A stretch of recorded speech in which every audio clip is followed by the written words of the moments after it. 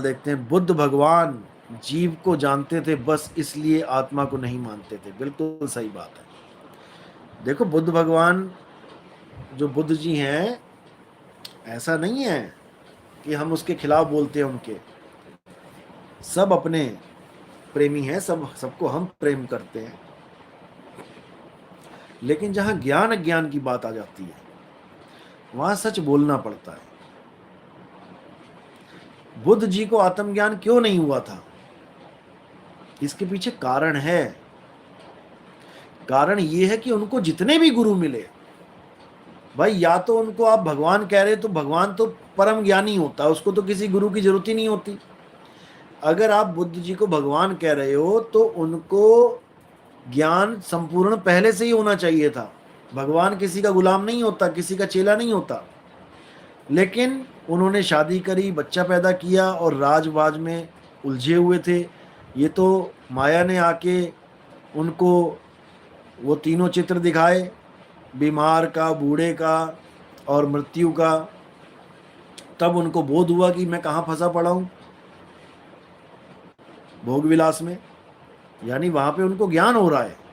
इसका मतलब पहले ज्ञान नहीं था, नहीं तो पैदा होते ही सुखदेव ऋषि की तरह भागे होते जंगल की तरफ।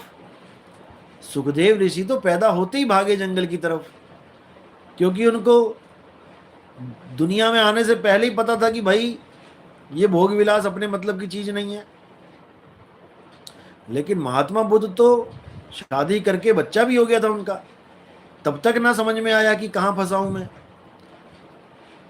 और जब वो गए भी मोह भंग करके, तो उसको मोह भंग भी नहीं कह सकते, क्योंकि अपनी बीवी अपने बच्चे को सोता हुआ छोड़ के गए।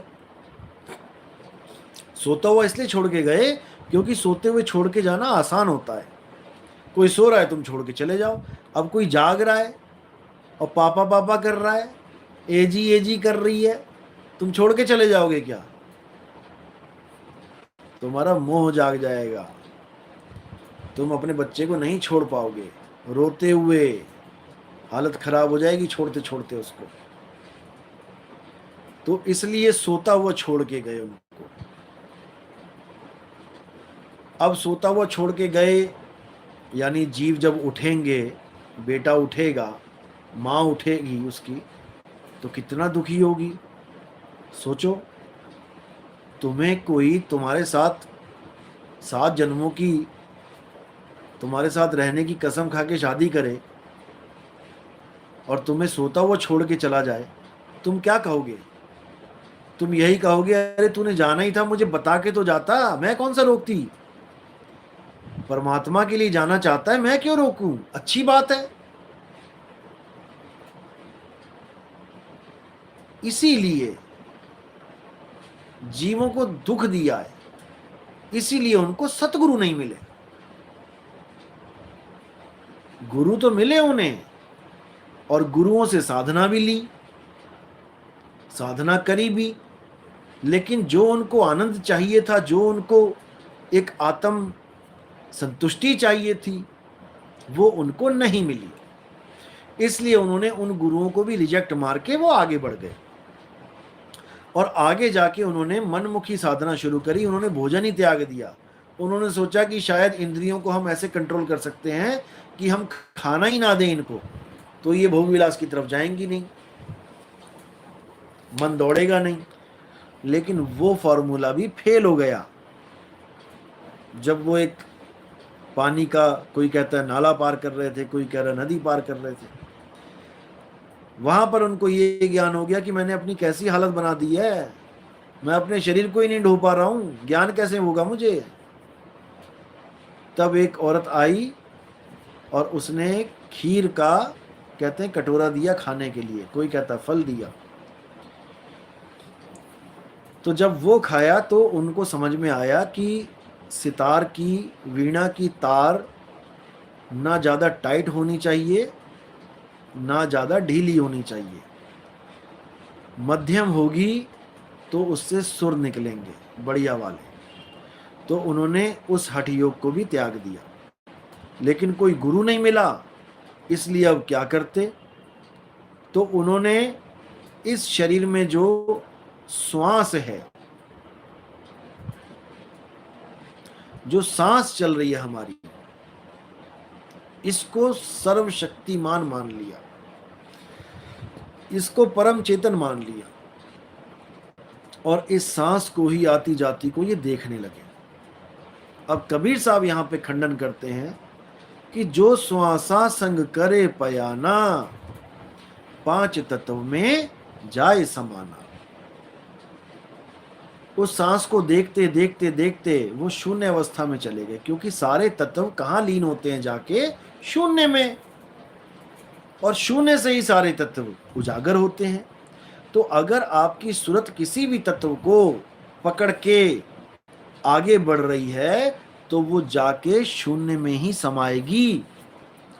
जैसे किसी देश में कोई भी नदी है, आप किसी भी नदी में अपनी किश्ती डाल दो, वो कोई भी नदी हो, वो सारी नदियां जाके समुद्र में समाएंगी, और समुद्र से ही उन नदियों का अस्तित्व है। समुद्र से ही भाप बन के पानी उड़ता है और जाके ऐसे क्षेत्रों में बारिश बन के गिरता है जहां पर जलवायु वैसी हो, या बर्फ बन के पहाड़ों पे गिरता है, फिर धूप पड़ती है तो पिघल के नदी बनती है। तो ये जहां से आ रहा है वहीं जा रहा है ये तत्व, और श्वासों को पकड़ के वो शून्य में चले गए। जब वो शून्य में गए, अब शून्य की अवस्था क्या होती है? वहां आत्मा परमात्मा का खेल नहीं होता है, वहां सन्नाटा सन्नाटा होता है वहां पे, इसीलिए उसको शून्य कहते हैं। शून्य हो गया, शून्य समाधि, शून्य समाधि। वहां पर हर चीज शून्य हो जाती है, लेकिन उस शून्य को भी तो कोई अनुभव कर रहा है, यानी शून्य में भी कोई है जो ये जान रहा है कि ये शून्य है। उसको अपना स्वरूप जानना है, बस शून्य को त्यागना है, अपने स्वरूप को जानना है। उस भेद को वो नहीं समझ पाए, क्योंकि उनको गुरु नहीं मिला, कोई सतगुरु नहीं मिला। अगर वहां सतगुरु मिल जाता फिर खेल सुलट जाता, लेकिन सतगुरु मिला नहीं तो वो चीज मिली नहीं। इसलिए उन्होंने परमात्मा का खंडन कर दिया कि परमात्मा नाम की कोई चीज ही नहीं, आत्मा का खंडन कर दिया। जीव को ही सर्वे सर्वा बोल दिया कि जीव ही सब कुछ है।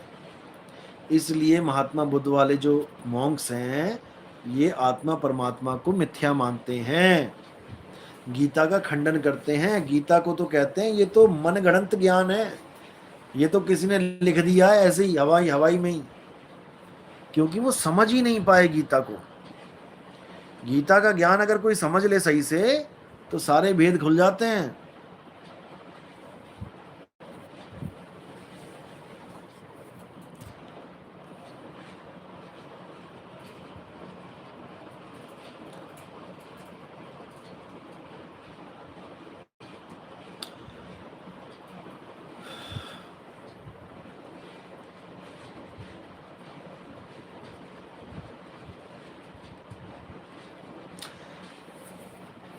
एक ऋषि जी का मैसेज आया है, सत साहिब यानी कि 12वें पंथ के शिष्यों के लिए बोल रहे हैं।